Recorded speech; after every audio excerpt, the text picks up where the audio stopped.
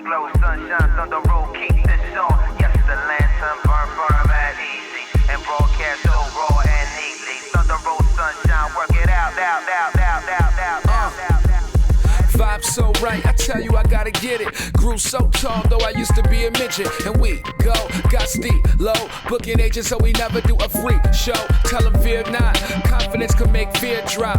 In the game, on the plane till our ears pop. I look at life like, what's the purpose of it all? Stick with us and you'll never see your budget fall. Stay true, they can't corrupt us all. We fresh in LAX and still my mother calls. In Cali, I'm a big man, Paul Gasol. Mathematically speaking, I think it's problem solved. I wish I had time to address challenges, but it's not enough space on my calendars. Heads until I'm living very monetary, living very visionary, searching for the meaning like a dictionary. Go for blossom in your soul. Been working hard to get this building ready. We took possession of it a little later than we were hoping for. Frisco's tough on permits and stuff, but it's now open. Today's the first day open, so I'm real excited about what we have to bring to Texas. You know, not just Frisco, but all of Texas. The first Next Generation I opened in March of 1998, right after my first UFC appearance at UFC 16.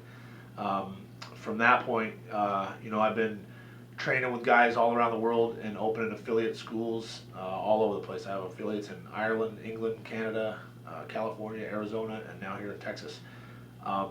And you know, it's just it's my name. You know, we came up with Next Generation, and basically is we want to train the next generation of mixed martial arts, the next generation of the sport, and that's what we've been doing. And you know, had some time off for injuries, and now, you know, with my brothers running the Orange County school and the guys in England are killing it over there, we're just you know, want to come on strong just like it was, you know, back in like 01, 02 when I was fighting consistently. I never fought on The Ultimate Fighter, so you may not know me. I'm fortunate, man. I was able to, you know, I wanted to do this for a living, and whether it was fighting for a living or being in the sport, you know, for a living, that's what I've been able to do. I did fight in the early UFC 16, UFC 35, Pride, Bushido 1 and 2, and a few others after that. I don't remember which ones they were, but I've been fortunate enough to fight all over the world in the greatest organizations, you know, against the greatest opponents. If you look at my record, you know, I fought some of the best guys in the sport at the time, and you know, I've been fortunate to be able to fight the best guys in the best organizations, and I love it. You know, it's been the sport's been good to me. I was a fighter before I was a fighter. I had, you know, 100 probably street fights. I bounced at a lot of bars and stuff in California, and when the first UFC actually came on pay-per-view, me and Todd Medina, who fought in UFC 5, and Chemo, who fought in UFC 3, were all bouncing at the same club. And we saw it on TV and it just kind of stopped, and we're like frozen. And we saw this skinny little Brazilian dude, you know, whipping up on everybody. And basically from that point on, we started training together. You know, we didn't know anything, but we were just training together, fighting together. Chemo was beating the crap out of me every day. And then he got into UFC 3. And then Todd got into 5. And I had been talking to Peretti the whole time. John Peretti was the matchmaker at the time. But there was no weight classes, so it was tough for me to get in. And then finally at UFC 16, they had the first lightweight tournament, and I was the first fight of the night that night and won like a minute and a half. You know, I've had some great fights, again, against some great opponents. My favorite fight is actually my Gomi fight, and I lost that fight. I lost a split decision to him in Japan for the title, and that was my favorite fight. It was action-packed the whole time. I felt at the time he was #1 in the world to everybody else, you know, and I felt like in the States, I probably would have won that fight by decision. So, you know, it was a good experience for me. But, you know, fighting in Pride was amazing. Fighting in UFC was awesome. Winning King of the Cage titles was great. You know, I've nothing really stands out as far as being the best experience as far as it goes. But traveling, you know, to Brazil and Guam and all the places I've been able to go to. Just the whole thing, no one real fight. That fight, I guess, and then beating the shit out of Steve Berger was fun too, because he talked a lot before the fights. I wanted to open. I wanted to teach for sure. You know, I wanted to teach for a living. That was my ultimate goal. And I opened my first. Well, I was teaching out of my garage before the UFC, and then when I got the money from the UFC, the first time, I opened my first school and went from there. but the goal was to open schools and teach jiu-jitsu and MMA.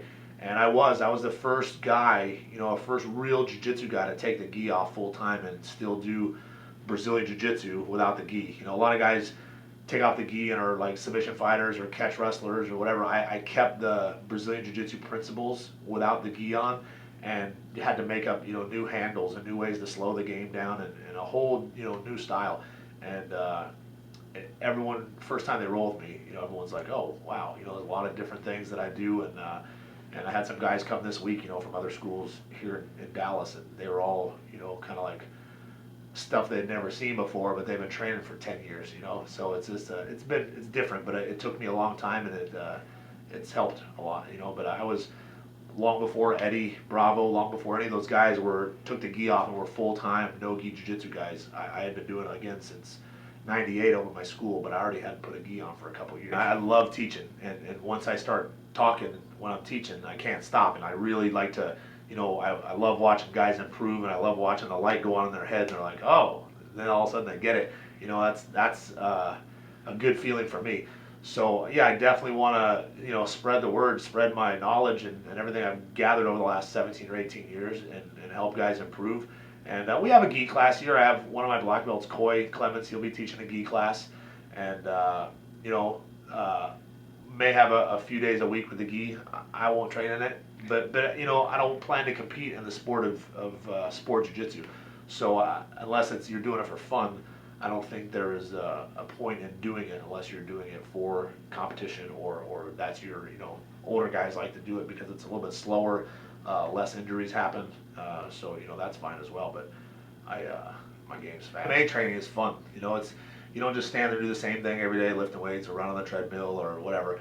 We have boxing and wrestling and jiu-jitsu and medicine ball stuff. We do a lot of conditioning training as well, but it's way more entertaining. You're learning skills and getting better at something while you're getting in shape. So, and it builds your confidence. There's a million different reasons why.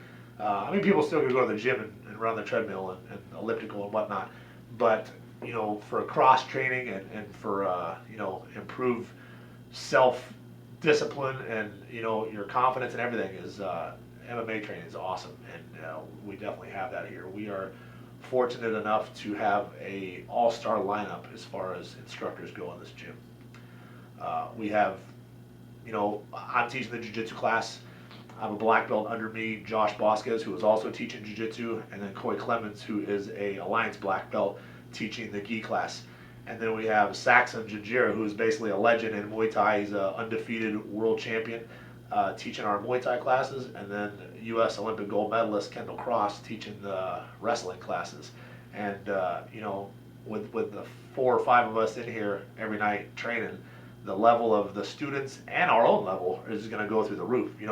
Kendall came in and trained the other night with us, and he had never rolled with submissions before, ever. And the stuff that I was able to teach him, he was so excited about it. But then we got to the feet, and the stuff that he was able to show me and Josh and Coy and these guys in the wrestling department, and he's a great teacher. The way he was showing stuff, not everyone can fight and teach, and he was able to teach as well. And it was very exciting, and I'm excited for the future of this, this school because of all that.